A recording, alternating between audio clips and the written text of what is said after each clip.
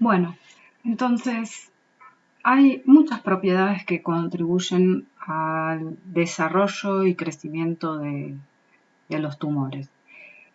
Para convertirse en una célula cancerosa o tumoral, una célula somática normal debe adquirir una serie de propiedades aberrantes a medida que va evolucionando. La lista de propiedades aberrantes que tiene que adquirir están listadas acá, ¿no? O sea, la célula esta aberrante o la célula normal, la primera cosa que tiene que hacer es crecer cuando no debe, ¿sí? Ayudada, digamos, por un metabolismo cambiado desde la fosforilación oxidativa a la glicólisis anaerobia. O sea, en esta lista muestra todas las cosas que tiene que ir adquiriendo o que debería poder o que deben hacer las células para poder volverse tumorales, ¿no? Lo otro que tiene que hacer una célula para volverse tumoral es pasar a través del ciclo celular cuando no debería. O sea, si hay algún daño en el DNA o algún otro problema, la célula debería poder morirse y de esa manera no prosperar. Pero para volverse tumoral tiene que ser capaz de no responder a esas señales de muerte o de detención, ¿no? Tiene que ser capaz de escapar de su tejido inicial y sobrevivir y proliferar en un tejido nuevo, generando metástasis. También las células tienen que tener la posibilidad de sobrevivir y continuar dividiéndose en condiciones de estrés que arrestarían o matarían células normales. En general, las células cancerosas, las células tumorales, son menos propensas a morirse por apoptosis. Y son células, las tumorales, que son genética y epigenéticamente inestables y también escapan a la senescencia replicativa celular, ¿sí? O sea, son capaces de evadir un montón de controles que normalmente en el desarrollo normal de una célula, de un organismo, todas estas cosas frenan el crecimiento e inducen la muerte, pero en este caso, en los tumores, digamos, de alguna manera todos estos mecanismos de control son bypaseados. Bueno, y digamos, después de muchos años de estudio, a partir, digamos, de distintos tipos de cánceres que fueron surgiendo, se pudieron identificar un montón de genes que son críticos para la promoción del cáncer, ¿sí? Y estos genes críticos que inducen cáncer se dividen en dos grupos de acuerdo a si generan mucha o poca actividad del producto que codifican. Puede haber, a veces una célula normal sufre un solo evento de mutación y va a generar, esta mutación permite activar un gen, ¿sí? O por decirlo de otra manera, a ver, las mutaciones en genes que generan una ganancia de función, a esos genes se los van a llamar protoncogenes, ¿sí? La versión mutada de esos genes, ya sea una mutante superactiva o la forma sobreexpresada de ese gen, se llama oncogen. Entonces, una célula normal tiene hay muchos protoncogenes. Uno, por ejemplo, podría ser la proteína RAS o MYC. MYC es un protoncogen. ¿Qué quiere decir? En la célula que está en estado normal, está normal, está bien. Ahora, en general se vio que, MYC es un blanco común de mutación en muchos cánceres. Entonces, cuando una mutación activa al protoncogen MYC, lo vuelve en oncogénico, ¿sí? Lo activa y lo vuelve en oncogénico, ¿sí? Y en general, estas mutaciones que activan estos oncogenes son dominantes, o sea, como que directamente ya la transforman en una célula que sea proclive a dividirse y sobrevivir. Hay otros genes en los cuales una mutación genera una pérdida de función y esos genes se los llama supresores de tumores. Por ejemplo, una célula normal sufre un evento de mutación y va a digamos, una mutación que genera una pérdida de función en un gen, en uno de los alelos, ¿sí?, de ese gen. Esa célula, si sufre otro evento de mutación, digamos, va en el otro alelo, si bien el gen que está en el otro alelo, eso, digamos, va a generar digamos, una pérdida de función y a estos genes en donde ocurren estas pérdidas de función se los llama genes supresores de tumores. Por ejemplo, y en general digamos, necesitan que se den mutaciones recesivas, o sea, en los dos alelos. Y los genes supresores de tumores, ahora vamos a ver, pero por ejemplo, P53 es un gen supresor de tumor, ¿sí?, en donde ya, digamos, se necesita que se inactiven, digamos, las dos copias de ese gen para que se genere una célula tumoral. Entonces, tenemos los protoncogenes que por una mutación ganan función y se convierten en oncogenes, y los genes supresores de tumores, que en general estos genes necesitan mutaciones recesivas para obtener el 100% de función. Entonces, la amplificación del oncogen es la forma más frecuente, es el cambio genético más encontrado en la mayoría de los tumores.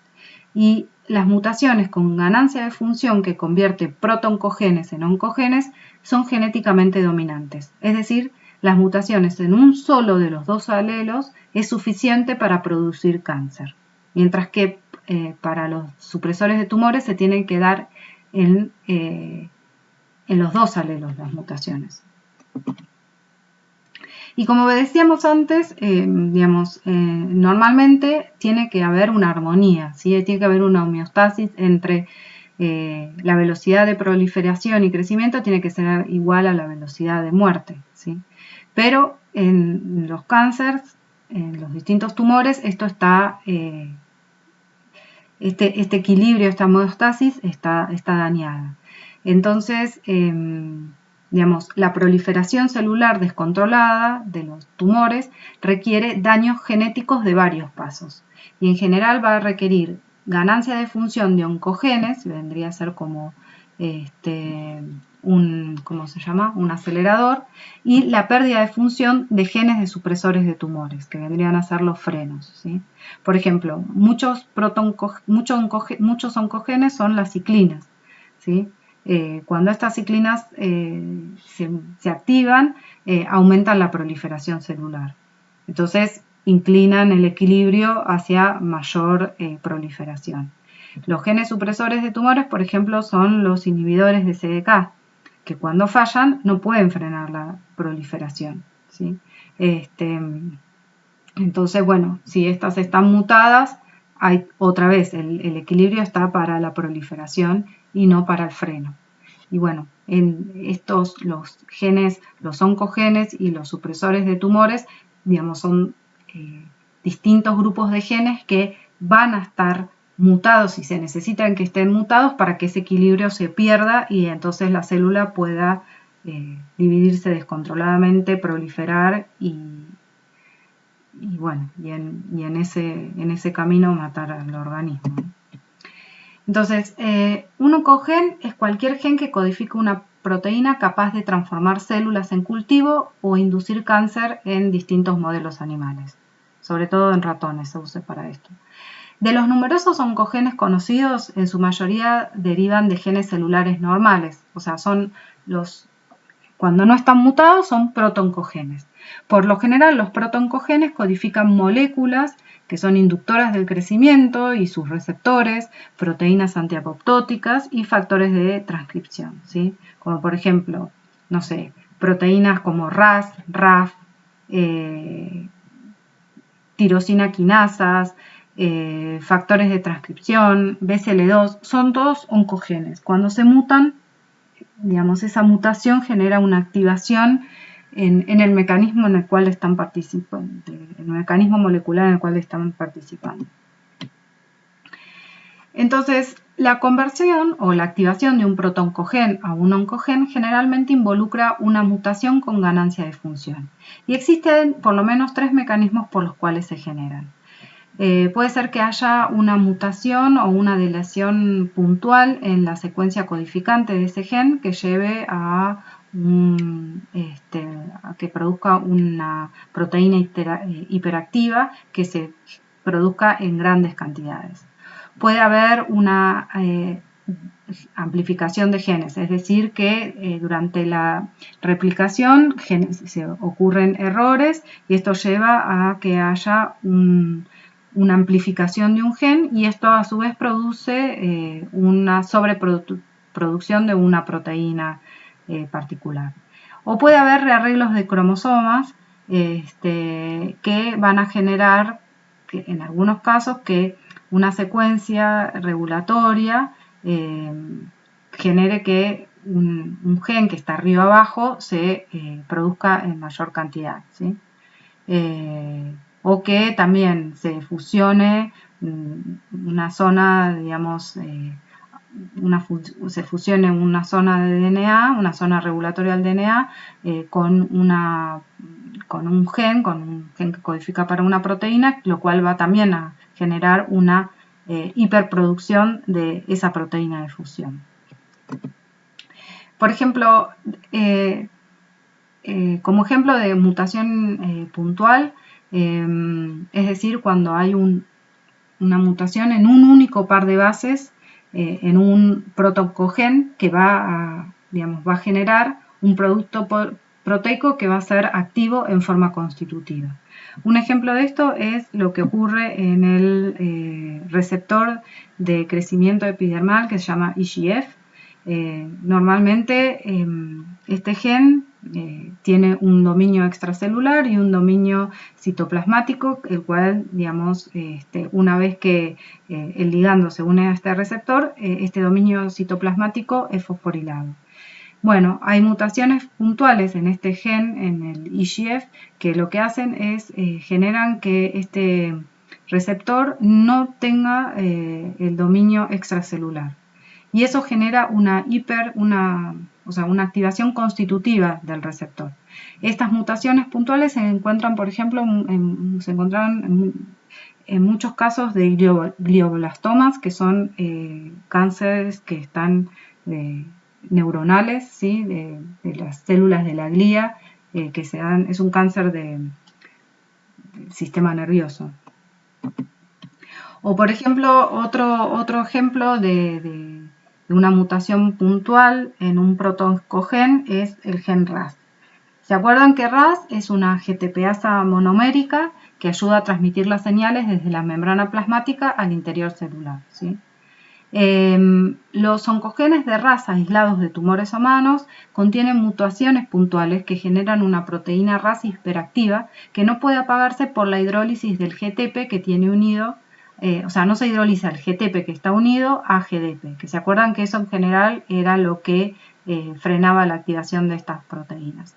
Y las mutaciones en este gen son dominantes, ¿sí? O sea, las mutaciones puntuales que se producen en los distintos tipos de cáncer generan proteínas RAS hiperactivas que no se pueden desactivar. Hay 3 miembros en la familia de RAS y se vio que en un 30% de los cánceres tienen mutados algún miembro de esta familia.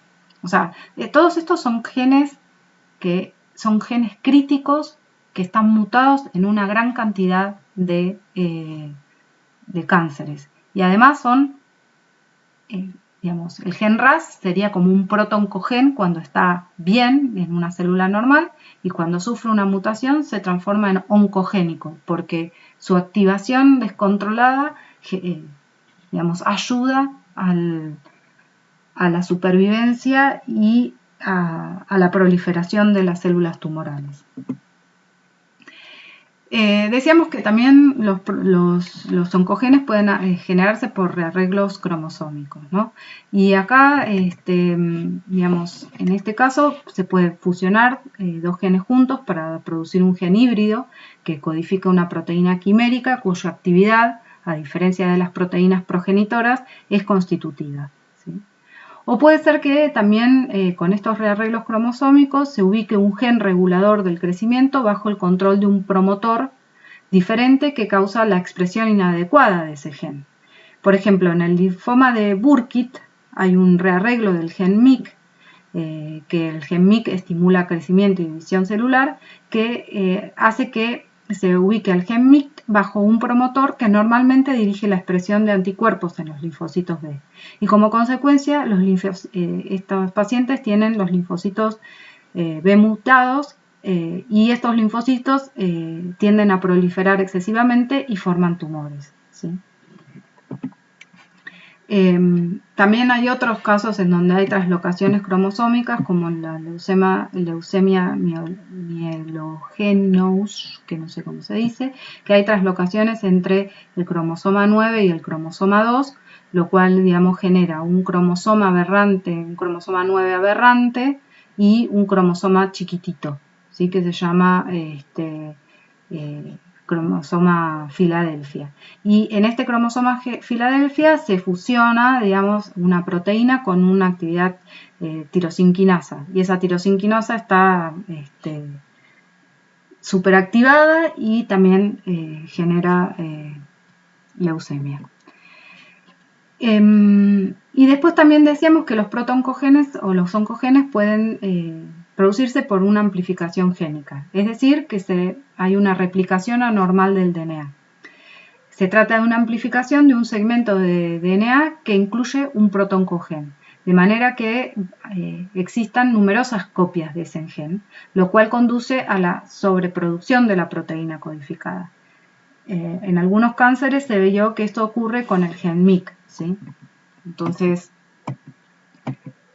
pónganle que acá se amplificó el gen MYC 3 veces, con lo cual hay 3 veces más cantidad de esta proteína en estos cánceres que en células normales, ¿no? Y bueno, los genes supresores de tumores. Decíamos que era el otro gran grupo de genes que son críticos y que están mutados en muchos tipos de cánceres. Los genes supresores de tumores van a codificar proteínas que de una u otra forma inhiben la proliferación celular. Entonces, la pérdida de función en uno o más de estos frenos contribuye al desarrollo de muchos tipos de cáncer. Y hay, digamos, varias clases de proteínas codificadas por genes supresores de tumores, entre ellos están la proteína P53, RB, que es otra proteína que, ¿se acuerdan?, controla el ciclo celular, ahora lo vamos a ver, entre otros.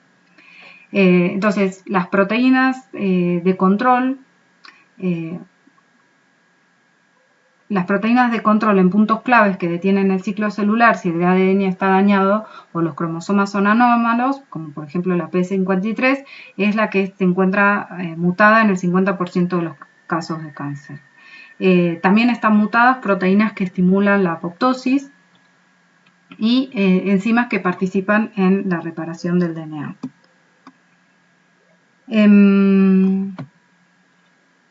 Dentro de estos genes supresores de tumores se encuentran el P16, que es un inhibidor de CDKs, como CDK4 y CDK6, o sea que regulan el paso de G1 a S, y el gen RB, ¿sí?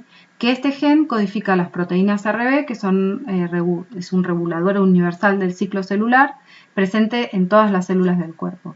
Y va a actuar como un corte en la progresión del ciclo y su pérdida permite que la célula entre al ciclo celular inapropiadamente. Fíjense que muchos de estos genes supresores de tumores son genes que normalmente controlan el ciclo celular, ¿no? Entonces, acá les pongo en dónde participaba RB. Acuérdense que frente a una señal mitogénica se activaba la expresión de MYC que MYC es un factor de transcripción que, digamos, regulaba la actividad de la G1-CDK, ¿sí? Lo que hacía es que digamos, inducía la fosforilación de esta proteína que a su vez, digamos, en esta proteína activa, la G1-CDK, es capaz de fosforilar a la proteína RB que se encuentra inactivando a la proteína E2F. Entonces, el gen MYC activa a la G1-CDK, que a su vez fosforila RB fosforilado se inactiva, esta proteína E2F, entonces induce la expresión de las ciclinas SCDK, con lo cual, digamos, el ciclo entra en la fase de replicación, ¿sí?